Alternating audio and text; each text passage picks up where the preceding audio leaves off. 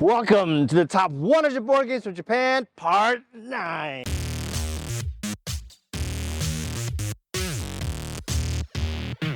Remember Our Trip is the most chill game on this list. I always feel that it's a whole bunch of old friends arguing over a vacation, and they're saying, no, but the building was over here. No, it was over there. And then someone says, guy, there's enough evidence on the memory board. And says, no, it's here. See? And it's this weird form of tile laying and area control that I haven't really seen before, and it plays so unlike any other game. And the first time you play this game, you're going to be a little confused, but I promise you, halfway through the game, you're going to realize how you should have been playing the game, and you're going to want to immediately play it again. This is an absolute gem of the game. Now, if you've been following me for a while, you must have seen my top 8 Sashi videos, because at that time you only did 8. Remember Our Trip was the #1 game on that list. It has since fallen, I think currently at the time of this recording, it's fallen to probably my 3rd favorite on that list. But regardless, it is still a gem of a game. When you play this game, and you rearrange all the 9 boards into playing this game, they could have been one giant foldable map. But it's so nice that they did like these little sections, and it adds this otherworldly feeling to the game. One of the cool parts about this game that you may not know is that the map is double-sided. On one side is Kyoto, and the other side is Singapore. And that's because the 2 designers, Daryl Chow and Sashi, are from Kyoto and Singapore. Why this game didn't get an expansion to go to other cities, it completely blows my mind, because it definitely deserves it. Remember Our Trip's uniqueness makes it a game that never gets old and is always worth exploring, because you'll forget after a while how you play the game, and you revisit it and just are completely blown away by the uniqueness and the simplicity of the design. And that's why it's one of my favorite games to ever come from Japan. Now, it's been a while since we had a trick taker on the list, but I think Hii Fuu exceeds a lot of other trick takers. Some people feel that Savage Bowl is a lot better, and I can totally understand that, but the simplicity of Hii Fuu is amazing, because the teach is very, very simple. I tell people just play a regular trick taking game, but only win 2 tricks. You place that mat on the floor, and people understand when to score those tricks and when not to. And there's a great way to play it safe, but then you have to fluff every other card in your hand, and that's really, really, really tricky. And trying to score that second trick later on in the round, because the end of the hand is when trick-taking games get really, really exciting. And I think that simplicity in design makes Hii Fuu an easy one to add to the list, and a great trick taker to introduce people to the uniqueness of board games from Japan. Not to mention that the art is completely out of this world, with just craziness, and the cover of the box itself is ultra, ultra loud. Unlike all the other trick takers on this list, Hii Fuu's cover absolutely screams attention, and when you put it on your shelf facing forward, everyone's going to notice it. It's an excellent talking point and an excellent trick taker, and one of the best trick taking games to ever come out of Japan. Scouts is the hand shading card game that has defined hand shading card games. Since the release of Scouts, every single hand shading card game I play, I think to myself, is it better than Scouts? And 9 times out of 10, the answer is going to be no. Scouts is one of these few games that was designed by a little mini publisher in Japan and picked up by a bigger publisher, Oink, and then distributed out into the world, where everyone fell in love with it, being nominated for the Spiel des Jahres and the first Japanese game to do so. At least I believe it's the first one. I could be wrong, but I think it's the first one. And while I may not be the biggest fan of the Oink release with the color palette there, and I prefer the original design, Scout by itself is a pillar of success. The idea of not being able to shift your hands, of having cards being flipped around for different values, makes this game a joy to explore. Now, I've played a lot of games and I've taught a lot of games, and teaching Scout is always fun to see that very simple twist that come into the teach. Because as you're teaching the game, people are saying, yes, I understand. But then when you teach them the Scout mechanic about taking a card and pushing it in there and then rotating the card either way, you see their minds just blow and light up like, oh, this is the game, and this is going to be fun. And it's mind-blowingly good times. Now, we're here towards the end of the Top 100 series, and you're going to see just a few more card games here, but Scout is one of the best card games to ever come from Japan, and it's definitely worth the hunt. do yourself a favor and grab a copy today. The top 100 list has been filled with amazing trick takers, but standing above all of them, the best strictly two-player trick-taking game I have ever played, and I think I ever will, has to be Hameln Cave. Now, Hameln Cave was themed as Sail by Allplay or board game tables, but the original Utrio design of Hameln Cave really works better than anything I could have imagined. Essentially, it's Goonies the prequel. You're pirates going into a haunted cave, stealing treasure, and sailing your way out of the cave as it collapses, and ghosts and goblins are coming and you have to fight them off. Make no mistake that Hameln Cave is incredibly difficult. It takes a huge learning curve to not only learn how to play the game, but learning how you should play the game. I'm going to backtrack that. I think learning the game is actually quite simple, but learning how you should be playing the game takes a lot of time. Now, there are different scenarios in this game, and they didn't have to be. They didn't have to be a campaign, but they did. And adding those extra touches is really amazing. And another layer that they added to the campaign are that there are different character cards, and each character gives a different special ability that allows you to explore the game. And there are different characters that combine together really well and some that don't, and it lets you explore that on your own. And I find that really fun. My friend and I, the closest we've gotten was scenario 3. We haven't even gotten to scenario 4. And scenario 3 we lost right at the very end. In fact, I gotta say that with all the scenarios, you pretty much lose. Like, you pretty much win or die right at the very end of the game. Like, it's always close. It's never a clear victory or a clear defeat. Well, it can be a clear defeat sometimes. Now, as I said before, Hameln Cave is a two-player trick-taking game, and it's really quite simple. You play a card, and your opponent plays a card, and the suits, depending on what they are, if it's a sword and a sword, then you kill some ghosts. If it's a wheel and a wheel, then you move your boat. And you could, depending on who wins the trick, the boat will move this way or move this way. And sometimes there are rocks in the way, sometimes there are areas that cause more ghosts to come. There are even like mermaid and a mermaid. If both of you happen to miraculously play a mermaid at the same time, then you get to move straight, which cuts a movement in half.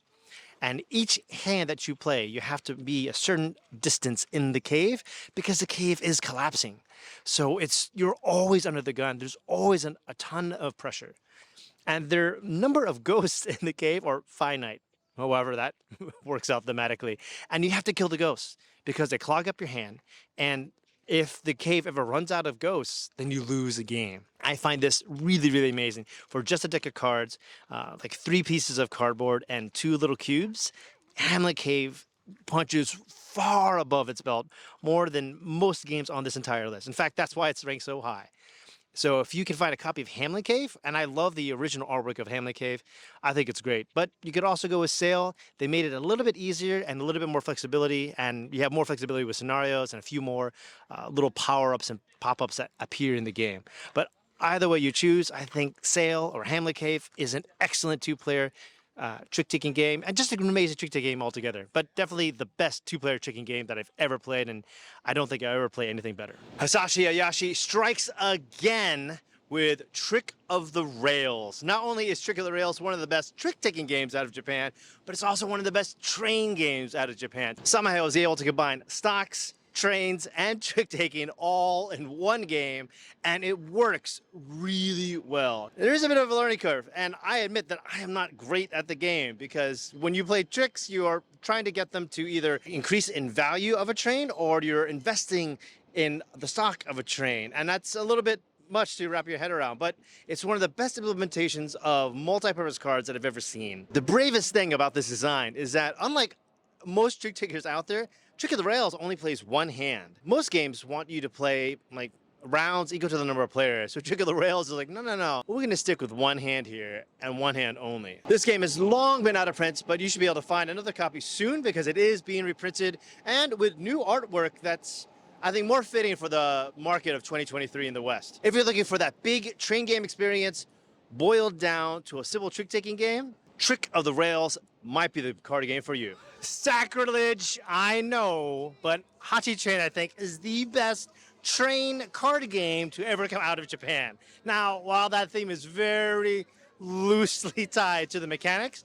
Trick of the Rails, I think, is that best train game, but I really love Hachi Train and how it just builds hands exponentially more and more and more until you have a big power turn after power turn after power turn. Hachi Train is a very simple but very clever hand shedding game. And a lot of my friends argue with me about which is better, Scouts or Hachi Train. And I fall on that Hachi Train side of the argument. Now, there are some similarities with Scout where you can't rearrange the cards that are in your hand, and there are no runs in Hachi Train. Just 2 of a kind, 3 of a kind, 4 of a kind. So there is less blocking, and it feels a little bit more open about what you can do in Hachi Train. Now, Hachi Train was licensed by ArcLight Games as Nana Toridori. They changed the math of the cards very slightly and included meeples. But Hachi Train didn't have meeples, it just had a deck of cards. And after 3 rounds, you find out who was the last person standing with money. Now, while I do think the new iteration of Nana Toridori is easier on the eyes, and it's definitely easy to market, I think, more towards the Western audience, especially with the meeples and the bird theme. Something with the extra cards going from 1 to 8 as opposed to 1 to 7, and just adds a little bit more flexibility there for the players. And Hachi Train just works, I think, as that theme. Now, I've said many, many times that I love card games, but I love card games that only use cards. Those, I think, have a special place in my heart.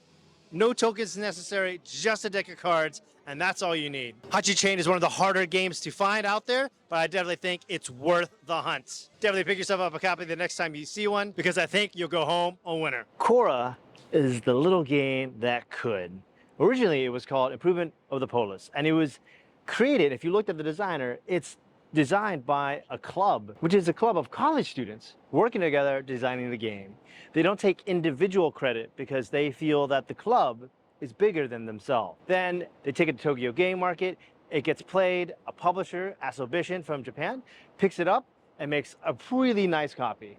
But then Yellow comes a few years later and calls it Cora and brings in lots of chrome and beauty to it and brings it out to the West. And Cora became that little game on a little tiny university in Japan and made it all the way around the world. Cora is a really textbook example of how Japanese designers can use like European strategy game design and make it really shine and make it feel like something of their own. Now in this game, you're going up various different types of tracks. Very common for like the standard Euro game that we've grown to know and love. However, with Cora, there are player factions. So each player is a different ancient Greece city-state. And there are different other city-states that you can collectively attack and control. And each city-state that you play as has a different player ability. And that's really, really fun. Now, I will say that certain city player states, I wouldn't say are stronger, but are definitely a lot more straightforward. So if you play Sparta, you just tell them, you just take a military action every round and you should be fine. However, other city-states have a little bit more nuance and you have to plan and put a little bit more forethought into really, really making that city-states combos work well for you. Now on BGG, I do have a variant that my group likes to play, and that is that we have shared dice rolls. So we have a la like Lorenzo e la Magnifico. Like one person rolls the dice, and these dice values are the ones that will be shared amongst all players. Now, people do say, like, well, doesn't that mean that everyone's going to have the same actions? I'm like, no, because everyone has a different city state, and everyone is going in different directions and different paths to victory. But I believe that once you play that variant with the single die roll, it really changes the game up from being something that's fun to something that's legendary and very, very memorable. And while I love the Asobition version of Improvement of the Polis, I can't deny that Yellow did an amazing job with Cora. Cora is the game where people constantly ask me, like, are there any like heavy or like medium weight like strategy games from Japan, Jay? And I'll say, check out Cora, because I think it's exactly what you're looking for. And that's why I think Cora, Improvement of the Polis, is easily one of the best games to ever come out of Japan. Now I'm thirsty. Nukumi Onsen Hanjouki is a strategy game for 1 to 4 players that plays similarly to Agricola, but instead of raising animals, you're building an onsen, which is a traditional hot spring hotel. I adore this theme because it's not really explored often. There are a lot of games about sailing in the Mediterranean or building castles or cathedrals, and this one just celebrates a very unique part of Japanese culture. Now, Nukumi Onsen Hanjouki was designed by a very small publisher, so they kept their budget very, very low. So there are no player boards, and instead you're putting down these little square tiles that are different rooms of your onsen. And now each room does something different. Some might generate steam, some will send the steam somewhere else. Some will give you helpers, or like the cards. Some of them raise crops and vegetables that help feed restaurants to help bring in crowds there. And it creates this nice little puzzly, almost Tetris style feeling. And there are bonus cards that giving you more bonus points if you design your onsen a particular way. If it's more linear, if it's more ends, encouraging players to try and push their onsen in a certain fashion. Now, I did mention helpers, and that's very similar to how Agricola does the style of cards, with different technologies and different helpers. But in Nukumi Onsen Hanjouki, the helpers do a variety of things. They might help you gather more resources. They might give you a unique player ability. They might give you end game scoring points. And just like Agricola, Nukumi Onsen Hanjouki is a worker placement game, but there's no board. Essentially, you have a whole bunch of cards laid out in front of you, and these cards or these locations all do different things. You might be able to gather more resources, might get more helpers, draw more cards. You might be to transfer your resource and convert them from one resource to another. There are a lot of things for you to explore, and what's really fun is that each of these card locations can be flipped over. There's a side A for a beginner mode, there's side B for an advanced mode, and that allows you to even mix A and B together, so it gives you a chance to fully explore the game. Now, there's also an event deck, which takes place every round. You'll flip over a new card, and that becomes a new location for your workers to go. So on round 1, there might be one new location, and round 2, now that location from round 1 stays, and now there's a new round 2 location, and round 3 and round 4.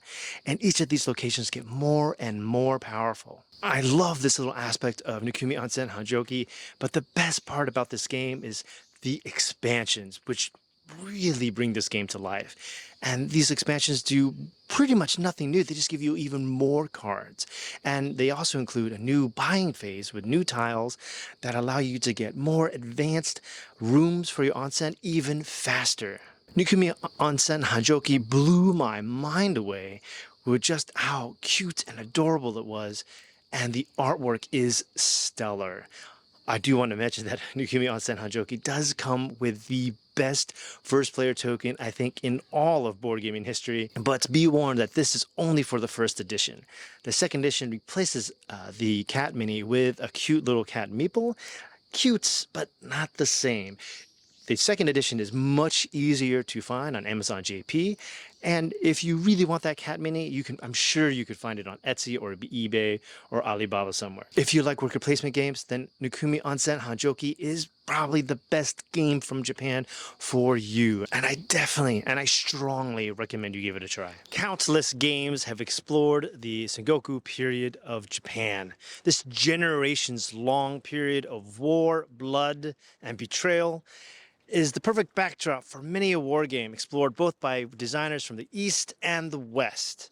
But no game, I think, really captures it in 30 minutes better than Rumble Nation. Taking some of the basic area control ideas behind El Grande, Rumble Nation boils these down into a very fast and approachable 30 minutes. Players roll dice, and depending on the dice they roll, they could send their troops to any number of prefectures across Japan. Or they can unlock a unique special ability that triggers special cube movement. But the simplicity of this hides the hidden layer of figuring out where to place the troops. And that's because once all the troops are placed, the second half of the game becomes this excellent little cascade of victory spreading across the land. You'll slowly settle each castle going from the lowest to highest. The player that wins one castle suddenly gets a surge of reinforcement troops and is able to send those troops to adjacent castles that have yet to be determined for power. Adding in the second layer almost immediately forces players to want to play the game again